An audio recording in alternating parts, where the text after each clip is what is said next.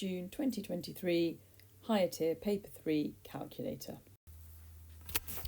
If we're talking about the y-intercept in question 1, intersecting the y-axis, we know that's this number here, so the answer is 0.7. Question 2, a fraction equivalent to 1.875. So you may know that this is 1 7/8, which would give you the correct answer here. You may simplify that in a different way. You may write that as 15/8.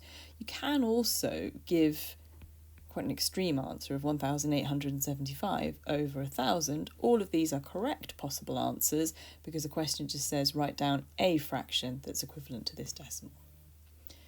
Question 3, solving a linear equation. Subtract 3x from both sides. 2x plus 11 equals 19.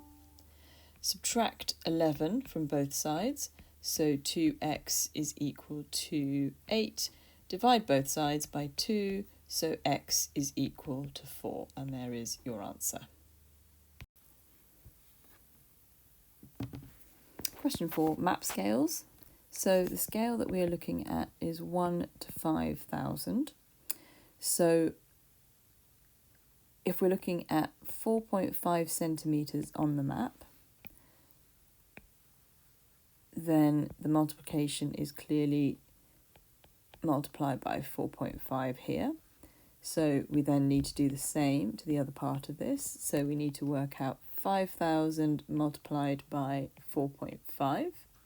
So that gives us 22,500, which is of course measured in centimetres. And if we want to convert that to metres, which is the answer unit, we need to divide by 100, so that gives us 225 metres. Question number 5. The number of hedgehogs in England is expected to reduce by 4% each year. Assume there are now 1 million hedgehogs. Work out the expected number of hedgehogs after 5 years. So this is a compound question, but unlike compound interest, it's like a compound decrease question or a compound depreciation question. So we want 1 million multiplied by the percentage multiplier. Now, if you're reducing by 4%, your percentage multiplier is 0.96, because if you take away 4%, you have 96% remaining, so it's a multiplier of 0.96. We're doing this for 5 years, so we multiply by 0.96 to the power of 5. Now, if we work this out, this then gives us a value of 815,372.6976, and I would perhaps round that, so 815,373 to the nearest whole number. Question 6. Cuboid A is as follows. Cuboid B is made of 2 of cuboid A. The volume of A to the volume of B is 1 to 2. Matthew says the surface area of A to the surface area of B must be 1 to 2 because B is made of 2 of A. Is Matthew correct? No, he's not correct, and we tick one box. And the reason being, there are 2 surfaces which are not counted in the total surface area of B because they're sandwiched in between the 2 cubes. If we assume that the area of one surface is 1 unit squared, then the area of A would be 6. The total surface area of A would be 6 units. If we then work out the total surface area of B, well, you can see there are 5 faces which comprise this part, 5 faces which comprise this part, so that's 10 units squared. So the ratio of the surface area of A to the surface area of B is actually 6 to 10, or 3 to 5, not 1 to 2. Now, question 7. Complete the table of values. So this is all about substituting the values correctly. And when you substitute x equals -2 into the equation for y on your calculator, we need to make sure, if you're doing this on your calculator, you do -2 in brackets squared plus 2 times negative 2, and you will see you get an answer of 0. If you don't get 0, that means you haven't put negative 2 in brackets in your calculator if you've used a calculator, and you won't get the correct answer. So when x is equal to 1, y is equal to 3, substituting that in. Now, drawing the graph, part of this will be about plotting the correct value. So negative 3 and 3 is here, negative 2 and 0, negative 1 and negative 1, 0, 0, 1 and 3. And then we need to draw a smooth curve through the points like so, a parabola. Question 8. Jing has £2,450. She saves some and gives the rest to her brothers. The money saved in the ratio to the money given to her brothers is 2 to 5. She gives each of her 4 brothers the same amount. Does each brother receive more than £430? Okay, so what we're going to do is we're going to start off by thinking about the ratio 2 to 5. So that's 7 parts in total. So what we're saying is that the 2,450 is equal to 7 parts. And if I then want to work out what 1 part is equal to, I need to do 2,450 divided by 7. So that gives me 1 part, which is equal to £350. So how much does she give her brothers? Well, that's the 5 parts. So 5 multiplied by 350 is the total amount that Jing gives her brothers, which is 1,750.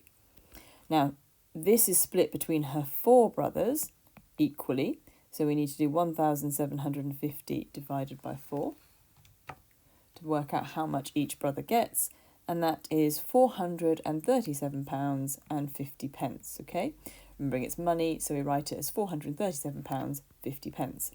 Now that is greater than £430, so yes, each brother does receive more than £430.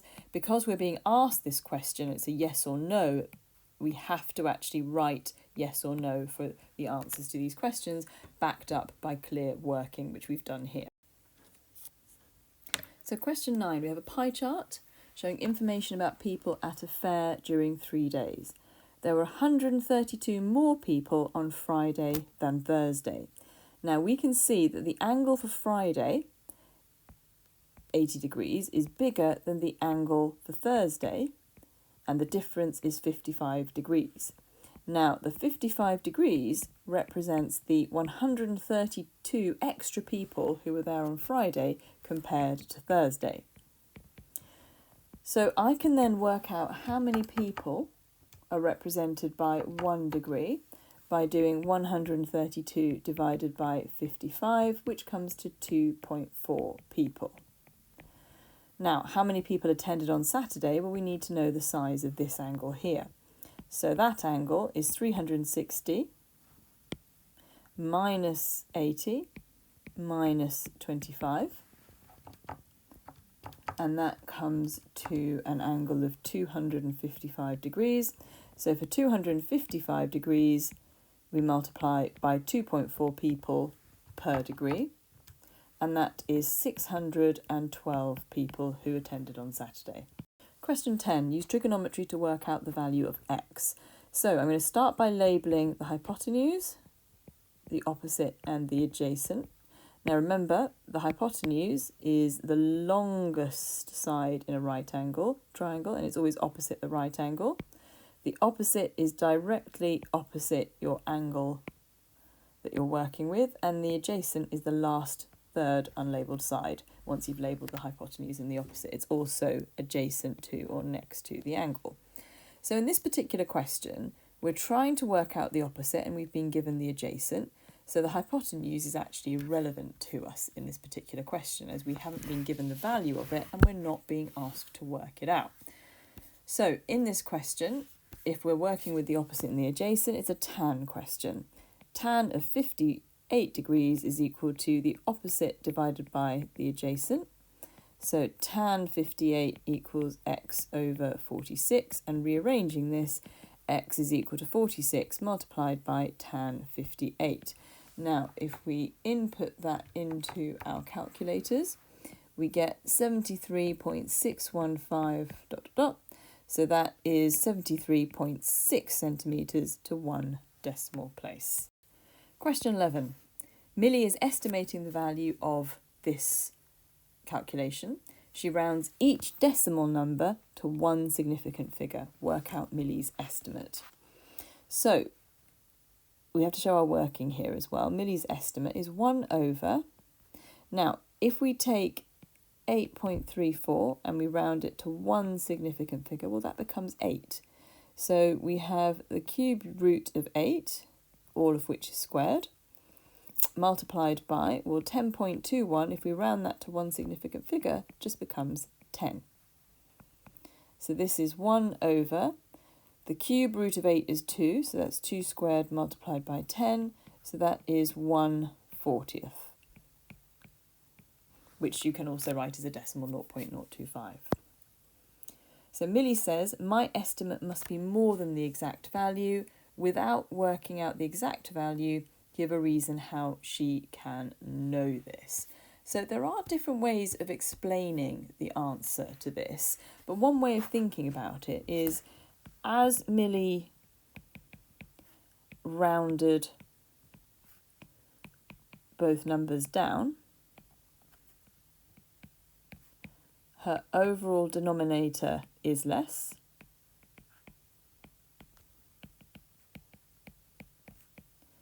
and dividing by a smaller value produces a larger answer. There are other ways of providing a correct answer to this. You can look at the mark scheme for this paper to see all of the different possible answers that could be allowed. Question 12, the biased spinner. So we have to work out who had the best estimate for the probability of spinning red, and the answer is Ben. Now, give a reason for your answer. It's purely because he spins the spinner the most number of times.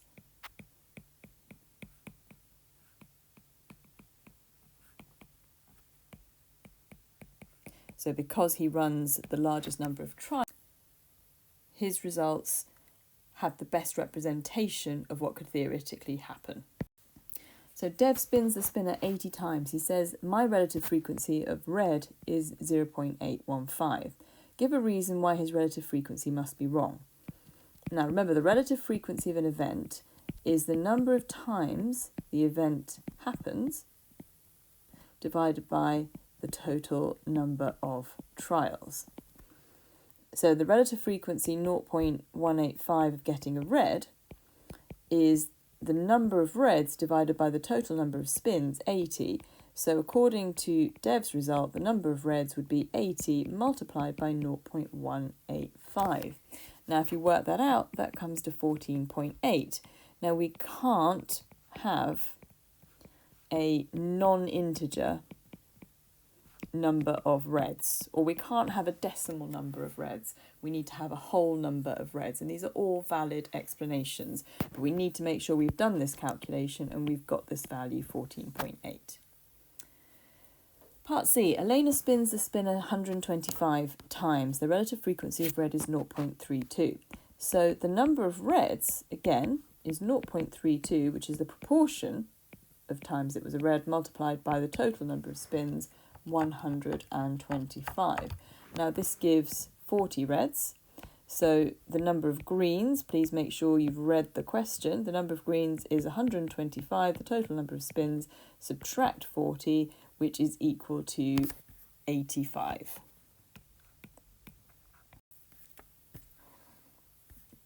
Question 13.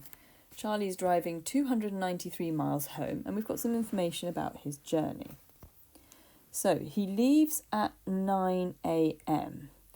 So let's say we think about the first stage of Charlie's journey.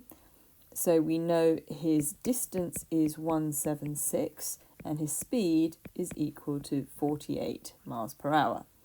So if we think about our calculation here, we know speed is equal to distance divided by time.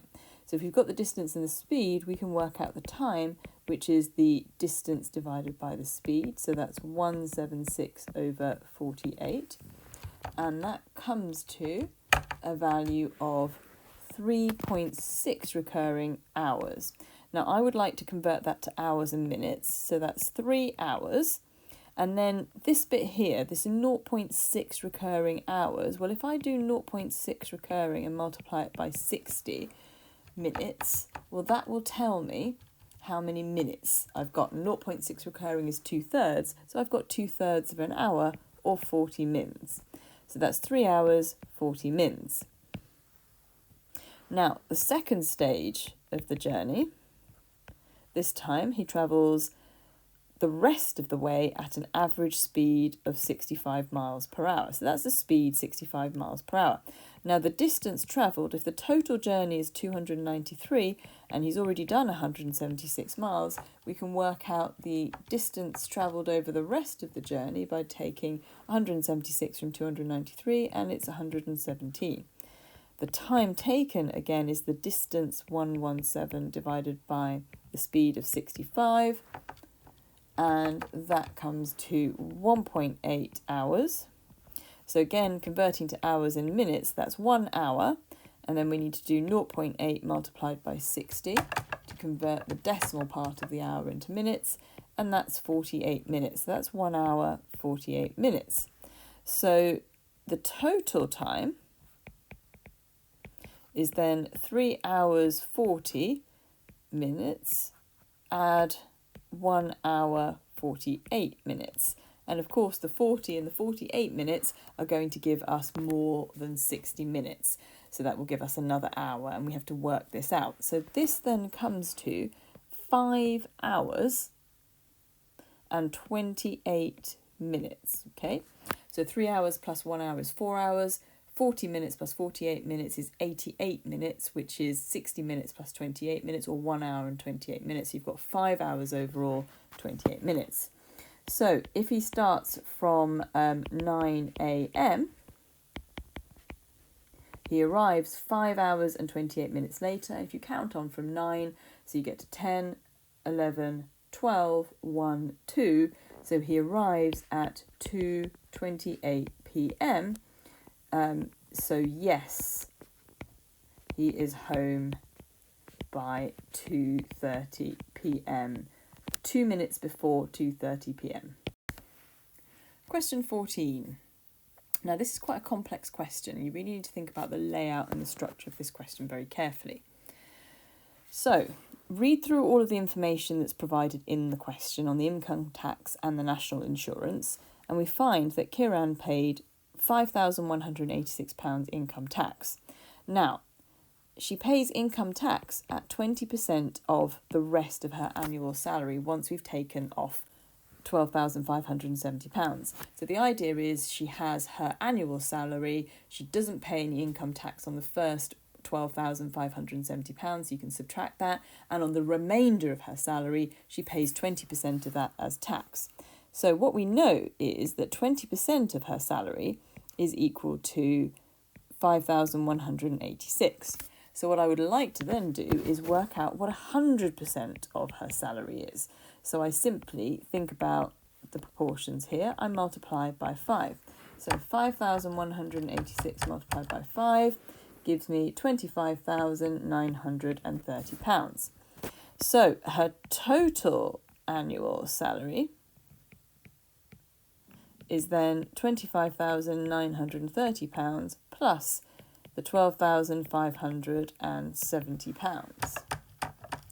And this then comes to £38,500.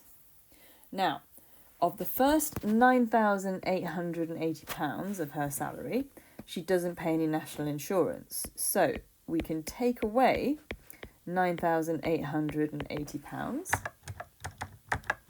and we're left with £28,620 on which she pays national insurance. She pays 13.25% national insurance. So I'm going to do 28,620 divided by 100 and simply multiplied by 13.25. Now, this then gives us a final answer of £3,792.15. Question 15. 180 runners started a marathon. Some of the runners did not complete it. These are the times of the runners who did complete the marathon. How many did not complete the marathon? So we need to work out the area of each of these bars. So the area of bar A, well, it has a base of 20 and a height. Now let's be careful, because from here to here, we've got 10 squares, 10 tiny squares, which equal 0.5. So one tiny square is equal to 0.05. So if we go from this height here, that is going to be a value of 0.8. So 20 multiplied by 0.8 gives us the area of bar A, and that is 16. Bar B has a base of 20 and a height of 1.8. And if we do 20 multiplied by 1.8, we get 36 people in Group B. Now, Group C, we have a base this time that goes from 180 to 220, so that's a base of 40, and that is a height of 1.2. So 40 multiplied by 1.2 is equal to 48. And then Group D, that is a base length of 40, and then we multiply that by the height of that bar, which is 0.7, and that comes to 28. And then Group E, the base of that is 60, and we multiply it by its height of 0.4, which comes to 24. Now, the total of these values, 16 plus 36 plus 48 plus 28 plus 24 is 152. So those are the runners, 152 of them, who finished the marathon. Now, if 180 started, subtract 152 from 180, and we're left with the 28 people who did not finish the marathon. Right, the table shows information about the runners who did not complete the marathon, and we have to draw a box plot to represent the information. Please make sure that you do this with a ruler. So the least distance is 5, so we want a line here for the least distance. The greatest distance is 23, so 21, 22, 23. Okay. Remember, 2 tiny squares represents 1 unit on the horizontal scale here. The lower quartile is 11, so that's here. The median is 18.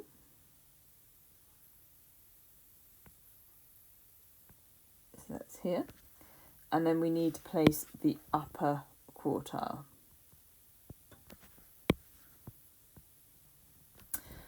Now, the interquartile range is 9.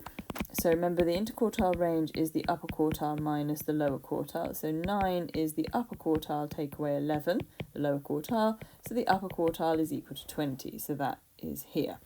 We then need to draw a box around the lower quartile, the median and the upper quartile, and then join that to the 2 whiskers. Now, I haven't been able to use a ruler for this, but please make sure when you're doing this on paper that you do this in pencil using a ruler. Question 16. Work out the area of the triangle. So A is 16 centimetres. I would write that immediately on my diagram here. So A to C is 4 to 5. And if A is 16, well, that immediately tells me, using the multiplicative relationships, that C is equal to 20 centimetres. So that's C over here. Now, we know from Pythagoras' theorem that a squared plus b squared is equal to c squared. So 16 squared plus b squared is equal to 20 squared. b squared is equal to 20 squared minus 16 squared, and that comes to a value of 144. So b is the square root of 144, or 12 centimetres.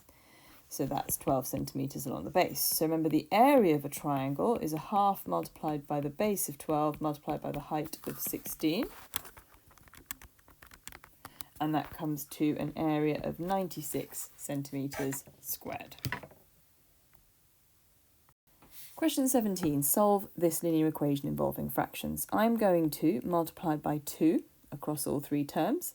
So I get x plus 8 plus 2 lots of 9 minus x over 5 equals 8. All three parts have been multiplied by 2. Remember, this is not the only way of answering this question. It is a method that works.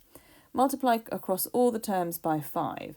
5 lots of x plus 8 plus 2 lots of 9 minus x is equal to 40.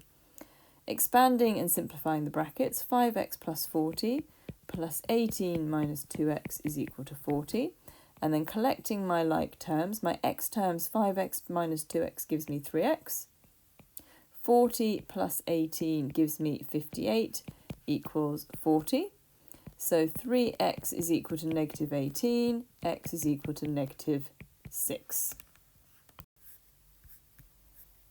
Question 18, functions.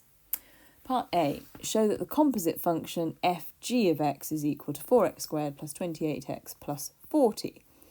So this composite function means we start with x and we apply g first of all, as that's closest to x, which gives us 2x plus 4. And we then apply f. Now f tells us we have to take our input, which is this, square it, and add 6 lots of the input. So that means that we're taking 2x plus 4 and we're squaring it, and we're adding 6 lots of 2x plus 4. So fg of x is equal to brackets 2x plus 4 all squared plus 6 lots of 2x plus 4. So that's 2x plus 4 multiplied by 2x plus 4 plus 12x plus 24. Now expanding the brackets gives me 4x squared plus 8x plus another 8x, plus, which is plus 16x, plus 16 plus 12x plus 24. And then collecting the like terms, I get 4x squared plus 28x plus 40. Now solve fg of x is equal to negative 5. So I take my composite function outcome from the previous question and I set it equal to minus 5. Now notice I can do part B even if I haven't done part A, because I can use the answer they've given us in the question of part A. So it's a quadratic equation, notice the x squared here, so let's add 5 to both sides so that the right hand side becomes 0. So 4x squared plus 28x plus 45 is equal to 0. And there are lots of ways we can look at solving this. We can actually factorise this into a pair of double brackets. A lot of people chose to use the formula for this. So x is equal to minus 28 plus or minus the square root of 28 squared minus 4 multiplied by 4 multiplied by 45. So that's our 4ac all over 2 lots of a, which is 8. So this then gives me x equals minus 28 plus or minus the square root of 64 over 8. And if we do the positive root, x is then equal to minus 28 plus root 64 over 8, which comes to negative 2.5. And if we do the negative root, x is equal to minus 28 minus root 64 all over 8. And by plus and minus roots, I don't mean the actual roots themselves are necessarily positive or negative. What I mean is we're following the plus or minus pathway, plus here and minus here. So this version then gives us an answer of minus 4.5. So our answers are negative 2.5 or negative 4.5. Question 19. Two integers have a difference of 6. The integers are multiplied together, 9 is then added. Prove algebraically that the result is always a square number. So let the integers be x and x plus 6, which means they have a difference of 6 between them. The integers are multiplied together, so that's x multiplied by x plus 6, and we then add 9. So prove the result is always a square number, so this is x squared plus 6x plus 9. And if we factorise this, x plus 3 all squared, that is a square.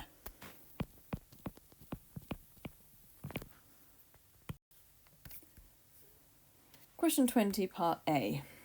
So Sunil thinks that E and D are linked by this equation here, and the graph shows the values of D and E for D between 2 and 6. Choose one point on the graph and state if Sunil's equation is correct for that point. So if I pick this point here, at that point there, I have D is equal to 2, and I have E on the y-axis, which is equal to 18. Now, using the formula, E is equal to 36 over D, which is 36 over 2, which is also 18. So it works for that point there. Right, G is directly proportional to the square root of H, or G is equal to K root H. Now, what information are we given? We're given the ratio of G to H is 3 to 2 when H is equal to 16. Now, if H is 16, we know that's 8 lots of 2, so if we multiply 3 by 8, we get our value of G. So the ratio would be 24 to 16. So G is equal to 24. Now we can substitute both those values into this proportionality relationship equation here. 24 is equal to K multiplied by the square root of 16. 24 equals 4K, and that then tells me that K is equal to 6, or G is equal to 6 root H. We then need the ratio of G to H when H is 100. So if H is equal to 100, using this formula, G is equal to 6 multiplied by the root of 100, or 10. G is equal to 60. So the ratio of G to H when H is 100, G is equal to 60. Now, yes, this does simplify down to 3/5, but that's not going to get you the final mark, because the question wants you to answer this as a ratio when H is actually equal to 100. So you don't need to simplify the ratio fully in this particular question. Read the question. Question 21. This is all about visualisation. So there are two possibilities here. If the front elevation is this rectangular shape and the side elevation is this sort of L-type shape, you could have something like the object I've drawn here, a solid pair of cuboids. And that's the biggest possible volume that you could have. Now, to work out the total volume, there are different ways of doing this. So what I can do is I can work out the total area of this L shape and then multiply it by 12 to get the total volume. So the area of the cross-section multiplied by 12. So the area of the cross-section, you can see that I have a part which is, I'll just shade it in here, a rectangle that is 9 multiplied by 5, which is 45. And then if I shade in here, I have another rectangle which has a height of 7. And it's going to have a base of 3 because the whole base length here is 8. This portion here is 5. So this portion here, which I've highlighted in pink, has got to be 3. So that's 7 multiplied by 3, which is 21, which means that the cross-sectional area is the total of these, which is 66, which means that the volume, or the maximum volume, is 66 multiplied by 12. And that gives us the maximum possible number of centimetre cube blocks making this up, which is 792. Now, the other possibility here, which is a slightly strange sort of possibility, is that the shape is actually made up of this L shape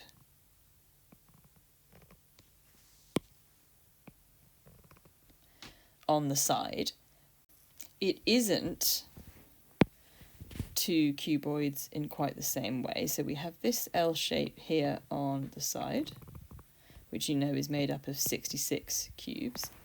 And then there's a sort of a back wall only,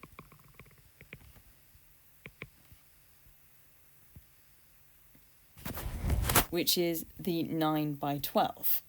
So height of 9 and length of 12.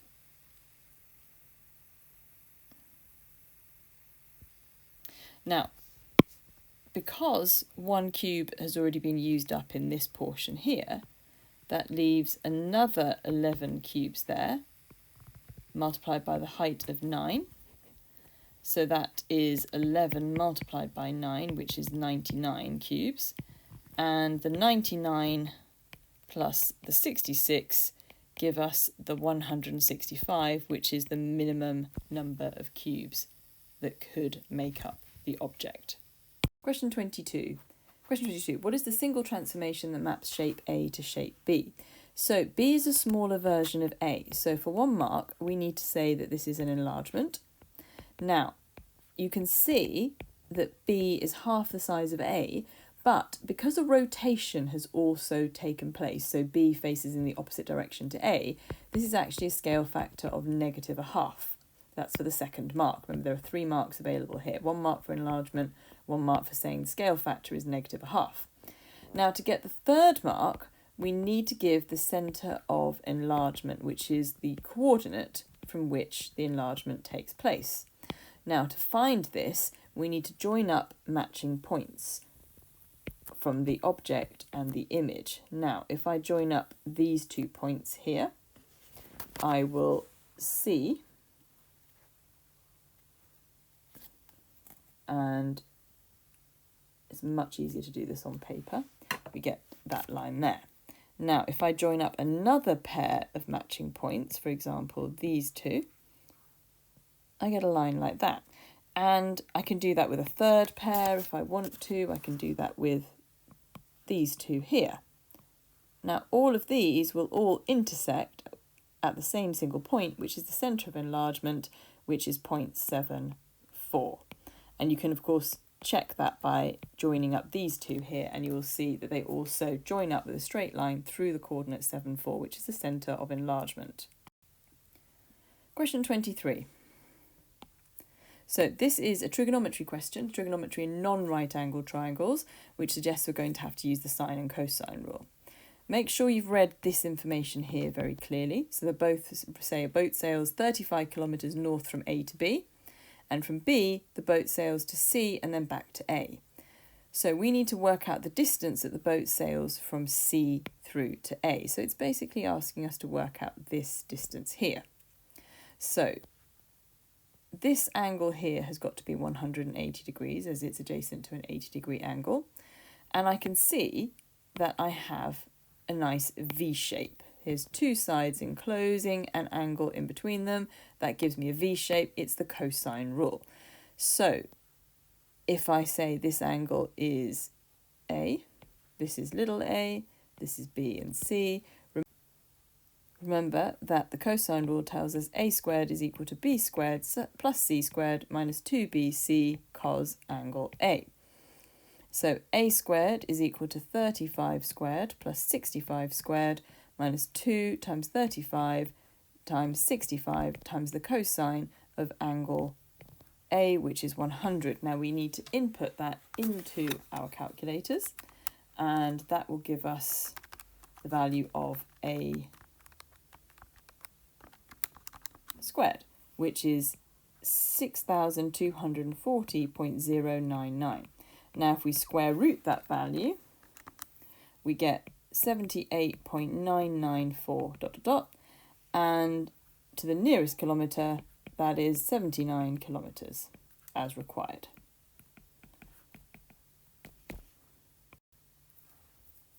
Question 23. Work out the bearing of A from C. So the bearing of A from C, now that means we start at the north line of C and we go around clockwise until we're on the right route to get to A. So it's this angle X here that we need to work out. Now, what do I know so far? I know that this angle here is 100 degrees because it's co-interior with this 80-degree angle, and co-interior angles add up to 180 degrees. So I need to work out this angle here, which I can call x. And if I use the sine rule, I know that the sine of x divided by the side opposite it, which is 35, is equal to the sine of 100, which is this angle, divided by the side opposite, which is 78.99429 ... which we just calculated. I'm going to use enough accuracy here. I won't round too early. So sine x is 35 multiplied by the right-hand side, sine 100 over 78.99, etc. And if I work out what that comes to, that gives me 0.436 ... 4363 ... So x is sine minus 1 of this value. And if we inverse sine, that's 25.870 ... But that is not the actual bearing that we want. So the bearing is this angle here, this large angle, this reflex angle. And to work out the size of that, we need to do 360 minus 25.870 ... minus 100. And that comes to 234.129 ... So we can round that sensibly to, let's say, 234 degrees to 3SF.